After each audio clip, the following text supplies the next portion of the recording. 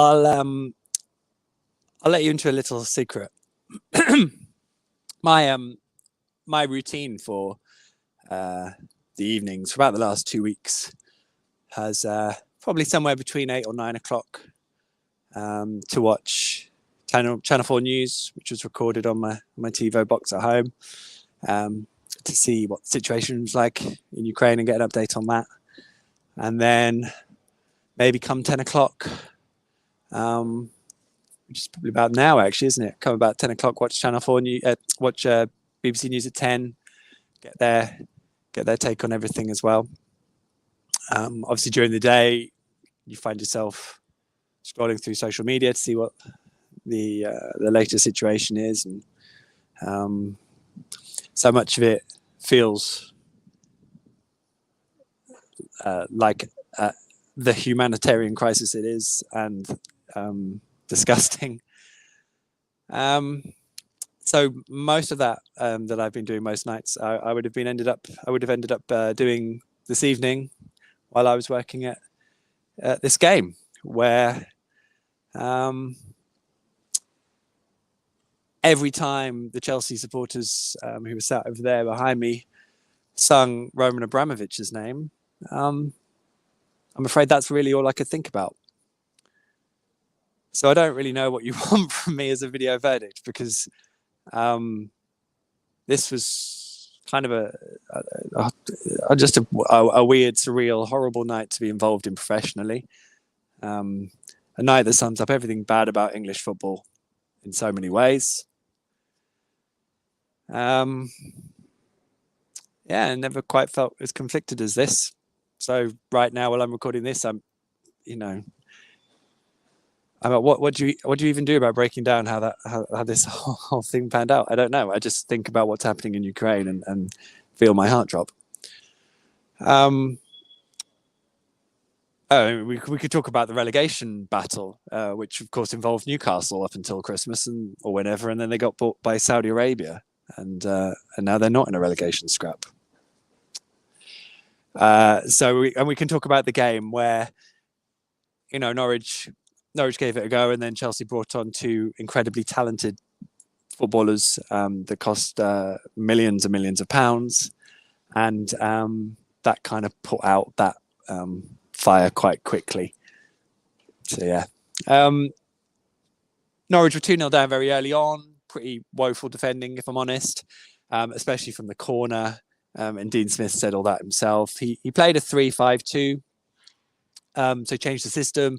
He left Milot Rashica on the bench. Lucas Rook was back but didn't start. Ozan Kabak came sort of in from nowhere and actually did quite well in the second half, especially, I thought. Brandon Williams had an exceptional game. Max Aarons was back in and did really well, actually. I thought he looked like he had the bit between his teeth. Sam Byram was out, but it was more from fatigue, from playing 2 games quite close together recently. So not a major issue, which is good news. And, don't mind Norwich taking care with him. Christoph Zimmermann started his first Premier League game since the 5-0 defeat at Manchester City at the end of the last Premier League campaign in 2019-20. So, a few people back. But yeah, the first half was all over the place. I mean, Norwich could have been 4-0 down after 20 minutes. As I said, the corner goal was desperate. And the second goal was really well worked. Mason Mount scored against Norwich, as he tends to always do. But, Norwich was so open. And now the first goal came so early, as it's hard to break down whether it was the system that was then the major problem, or actually, and the personnel, or the fact that it was just such a false start that created the issue for Norwich, and how they controlled themselves. They did, though, do quite well, to be honest, to get in at 2-0. I thought Chelsea sort of took their foot off the pedal. They knew they were in control. I'm sure they've had a quite surreal day themselves. So I think they were trying to manage the situation. Then Milot Rashica, and who else came on? Milot Rashica, it was Norman and Zimmerman who went off, and Rashica and Rupp who came on. And they were excellent, and Norwich looked excellent. They looked in a better balance. They went to a 4-3-3.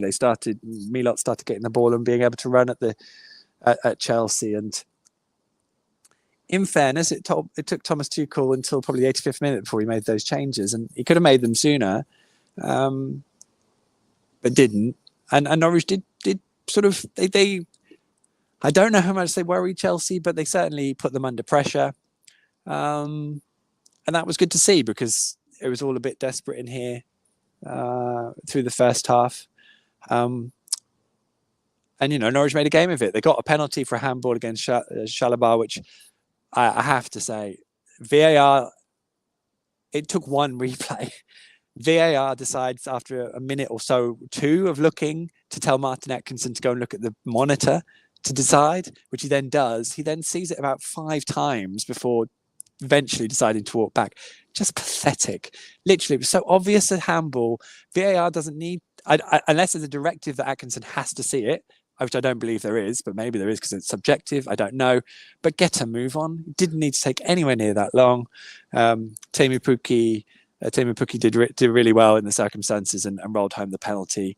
And Norwich made maybe Norwich could have really made a fist of it then, and I feel like a lot of people would have liked Norwich to have equalised at that point. But as I said, Kante especially came on. Lukaku had a chance almost immediately, and then Havertz was free in the box, played in by Kante, and it was a wonderful finish into the top corner. Norwich played well in the second half. If they play like that at Leeds, they're going to really give them a run, because to be honest, I don't personally believe Leeds should have sacked Bielsa. I haven't been watching them, but I always felt like Leeds could pick up a win when Marcelo was in charge. Although it had obviously been bad recently, but Jesse Marsh has got a big job on there, and I think they might. Such a tough act to follow that I just feel like it. To me, I would say it's Leeds, Watford, and Norwich probably most likely to go down from here. So. Really interesting scenario on Sunday, but Norwich can't start like they did today. They've got to get their attitude right. They've got to look stronger. They've got to look like they believe, and they've got to show much more leadership on the pitch and be harder to beat and harder to play against. They've got to do all those things. They've got to do it immediately. There's no excuses about the fact this was Thursday and they're playing on Sunday. Just got to get on with it and do it. And we'll see if they do or not. I think I've covered everything off there in terms of the main talking points. I've got a piece to write and things to do. But as I said at the start of the video, it's hard to have your heart in it when so much of what's going on in the world comes home to here. By what we saw tonight. So, yeah. Have a good evening. Give everyone you love a nice cuddle, and I will On the Ball podcast is there from Monday if you want to give that a watch, so do that. There's a nice piece on John Rowe on The Athletic, give that a read if you so wish, and other bits of course, and I will see you at Elland Road on Sunday. In the meantime, take care of yourselves and enjoy your free Saturday. I'll get rid of that now as well, and I will find this. Good night to you all. Take care.